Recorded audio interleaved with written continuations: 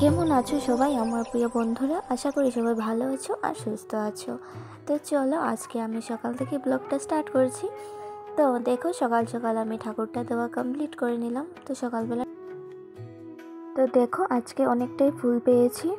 তো খুব সুন্দর লাগছে ফুলগুলো দেখতে।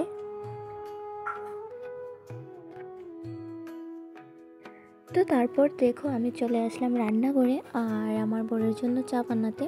তো আমাদের চা খাওয়াটা সকাল সকালই হয়ে গেছে, যার জন্য এখন ও উঠেছে ঘুম থেকে। তো শুধু এক কাপই চা করে দিচ্ছি ওকে।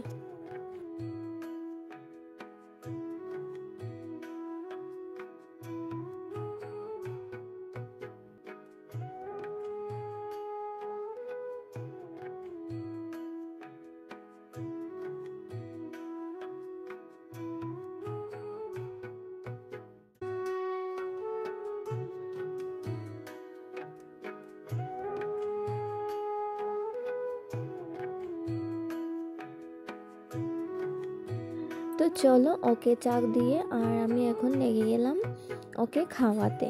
তো ওকে খাওয়াতে মানে পুরো আধ ঘন্টা থেকে 1 ঘন্টা লেগেই যায় আমার সকালের দিকে। আরও কদিন থেকে খুব বেশি যন্ত্রণা করছে আর কি খেতে, জানি না কেন। যেরকম ভাতও খেতে চায় না, সেরকম দুধ বিস্কুটও খেতে চায় না।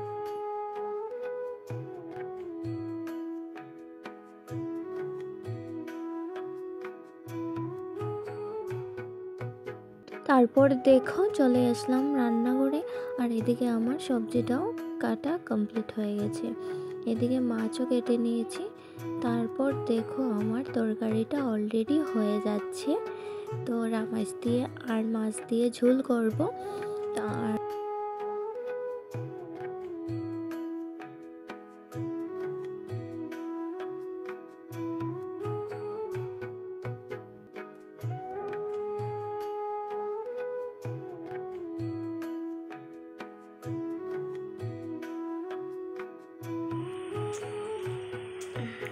তো বন্ধুরা এইমাত্র রান্না বাড়া কমপ্লিট করে এসে বসলাম আর গরম প্রচণ্ড লাগছে।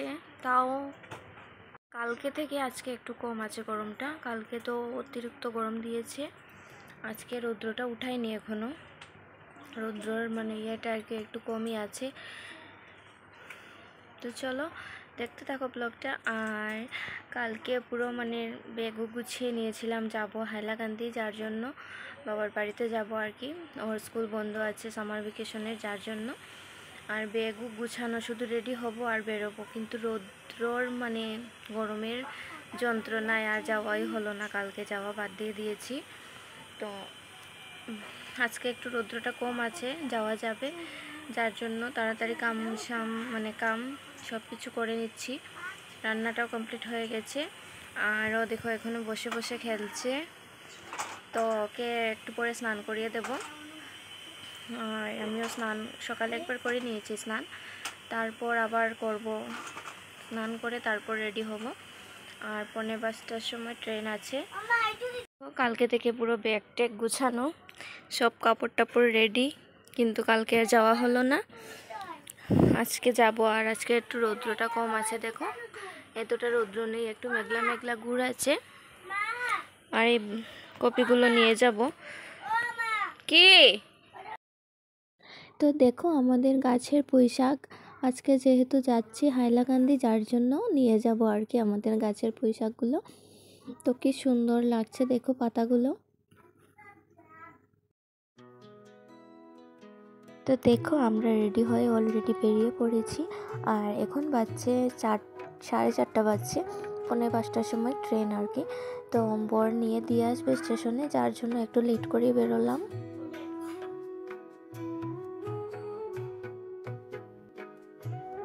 তো দেখো সারাদিন রৌদ্র ছিল না, কালকে যেহেতু রৌদ্রর জ্বালায় আর যেতেই পারলাম না। তো আজকে ভাবলাম রৌদ্রটা থাকবে না। সত্যি পুরো দিন রৌদ্রটা ছিল না, কিন্তু এখন দেখো বেরোবার টাইমে পুরো রৌদ্রটা উঠিয়ে দিয়েছে। মানে রৌদ্রটাই আমাদের পিছ ছাড়বে না আর কি। ও ভাবছে যে তোমাদের পিছন আমি ছাড়বো না, যার জন্যই পুরো রৌদ্রটা আবারই উঠিয়ে ফেলেছে। তো যাই হোক, আজকে মানে একটু আর কি একটু হলো গরমটা মানে কমই লাগছে। তো কালকের তুলনায় আজকে অনেকটাই কম লাগছে গরম, যেহেতু আজকেই আর কি চলে যাচ্ছি। তো আজকে না গেলে আবার যেতে পারবো না আর কি, ওর যেহেতু টিউশনই আছে যার জন্য। তো চলো দেখো, কথা বলতে বলতে চলে আসলাম স্টেশনে। আর আমি আজকে দাঁড়িয়েছি বরগেছি লাইনে টিকিট কাটতে। তো পারবে কি না জানি না, কারণ জেন্টসদের লাইন অনেকটাই লম্বা আছে। তো না পারতে আমাকেই আবার যেতে হবে। তো চলো দেখি। আর দেখো, আমাকেই যেতে হলো এবার লাইনে। তো লেডিসের লাইনটা একটু কম আছে আর কি, যার জন্য। তো চলো দেখতে থাকো কন্টিনিউ ব্লগটা।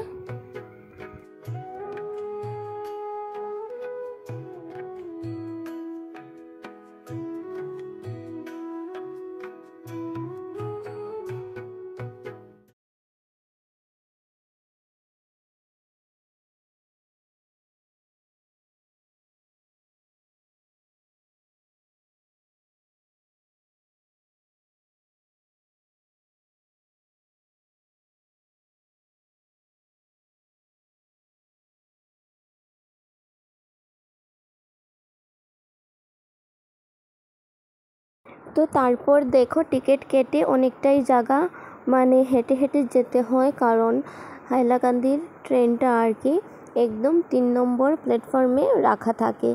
তো যেহেতু অনেকটাই জায়গা হেঁটে হেঁটে যেতে হয়। তো চলো দেখো, ফাইনালি আমার টিকিটটা হাতে এসে গেল। আর এদিকে দেখো কি প্রচণ্ড রৌদ্র উঠিয়েছে। আর এখন আমরা এসেও পড়েছি ট্রেনের ভেতরে। আর দেখো, এমন একটা ডাব্বাতে ঢুকলাম, একদমই মানুষ নেই। তো মানে ফ্রিলি যাওয়া যাবে আর কি, যত কম থাকবে মানুষ ততই আরামে বসা যায়। তো চলো দেখো, ফাইনালি ট্রেনটা ছেড়েও দিয়েছে। আর ওর পাপ্পা তো চলে গিয়েছে, কারণ ও ডিউটি থেকেই সোজা মানে এসেছিলো আমাদেরকে ছাড়তে।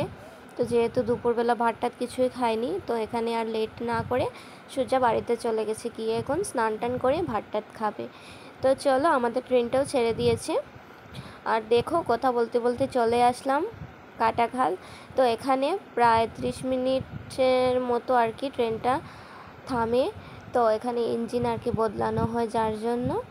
আর আমি আর আমার ছেলে দেখো খেয়ে নিচ্ছি চানা সিদ্ধ।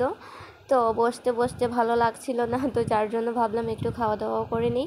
তো একটু চানা সিদ্ধ নিলাম আর খেয়ে নিলাম। তো চলো, এখন আমি এসে ফাইনালি ঘরেও ঢুকে গেছি। আর ঘরে ঢোকার আগে অনেক জায়গায় গিয়েছিলাম, তো সেখানে আর ভিডিও করতে পারিনি। দোকানে গিয়েছিলাম আর কি, মা তারের দোকানে গিয়ে অনেকক্ষণ বসেওছি, বসে টসে এখন এসেছি ঘরে। আর গরমের যন্ত্রণায় দেখো পুরো গেঞ্জি উঞ্জি খুলেই বসে আছে। তো এসে চাটাও খেয়ে নিয়েছি, চাটা খেয়ে এখন একটু শুয়েছি আর কি। তো চলো বন্ধুরা, তো তারপর দেখো রাত্রেবেলা বারটাও খেয়ে নিচ্ছি। আর এখন বাজছে রাত্রে 10:30। তো আজকের মতো গুড নাইট।